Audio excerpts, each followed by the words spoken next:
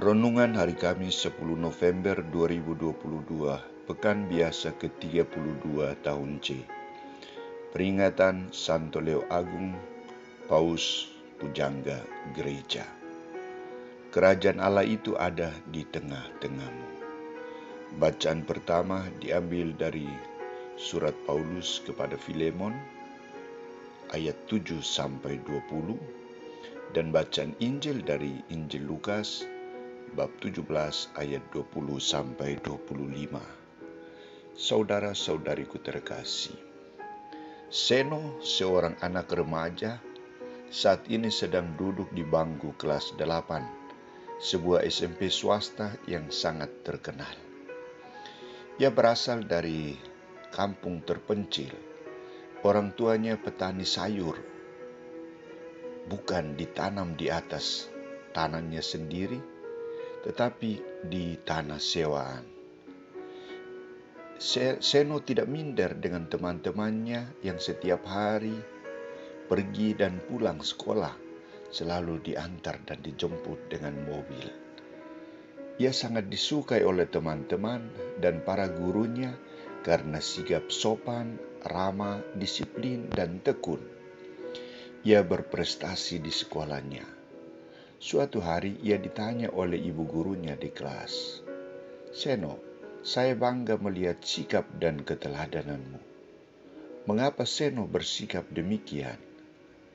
Seno dengan tenang dan polos sambil senyum memberikan jawaban ini untuk ibu gurunya. "Ibu, saya tidak ada apa-apa untuk diberikan kepada teman-temanku. Uang jajanku pun tidak kumiliki, karena orang tuaku seorang petani. Yang kubanggakan dan kuberikan kepada teman-teman adalah sikap sopan, ramah, disiplin, dan tekun." Seno menghadirkan kerajaan Allah melalui sikap dan perbuatannya. Saudara-saudariku terkasih, ketika Yesus dihadapkan dengan pertanyaan dari orang Farisi kapan kerajaan Allah itu datang, Yesus coba memberikan jawaban ini. Kerajaan Allah datang tanpa tanda-tanda lahiriah. Juga orang tidak dapat mengatakan, "Lihat, dia ada di sini," atau "dia ada di sana." Sebab sesungguhnya kerajaan Allah ada di antara kamu. Apa kira-kira maksud dari jawaban atau ungkapan Yesus ini?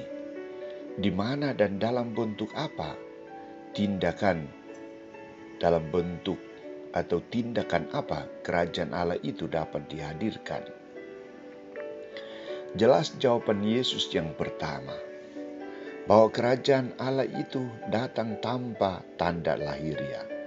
Artinya bahwa kerajaan Allah itu tidak menunjukkan dirinya secara jelas seperti hadirnya sebuah mobil, sebuah bangunan yang mewah. Kerajaan Allah hadir di antara manusia. Tidak terasa, tidak diawali atau didahului dengan tanda-tanda lahiriah apapun. Ia ada, tercipta di antara manusia. Karena itu jawaban Yesus yang kedua tentang di mana dan dalam bentuk apa atau tindakan apa kerajaan Allah itu dihadirkan. Yesus tegas mengatakan, orang tidak dapat mengatakan, "Lihat, dia ada di sini," atau "dia ada di sana." Sebab sesungguhnya kerajaan Allah di antara kamu. Di sini Yesus menekankan kesungguhan kehadiran kerajaan Allah, yakni ada di antara manusia, ada di tengah manusia, tinggal bersama manusia. Ia menunjukkan dirinya secara jelas melalui sikap dan tindakan manusia. Maka ketika ada pertentangan, perselisihan, sikap cemburu, iri hati, itu bukan kerajaan Allah yang dihadirkan, tetapi kerajaan setan, kerajaan iblis. Sebaliknya, ketika ada kasih, persaudaraan, damai, sukacita, sikap tolong-menolong, itulah suasana hadirnya kerajaan Allah.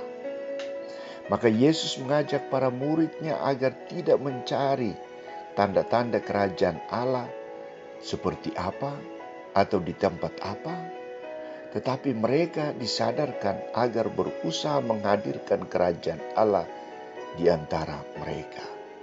Sikap dan tindakan mereka adalah pancaran kerajaan Allah.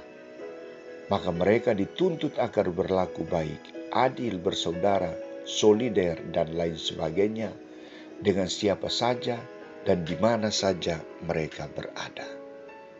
Saudara-saudariku terkasih, Yesus menghadirkan kerajaan Allah melalui perbuatannya. Ia tidak mendirikan sebuah rumah yang mewah bagi manusia, tetapi ia mendirikan hati yang damai, hidup dalam kasih, dan bebas dari berbagai tekanan dan lain sebagainya.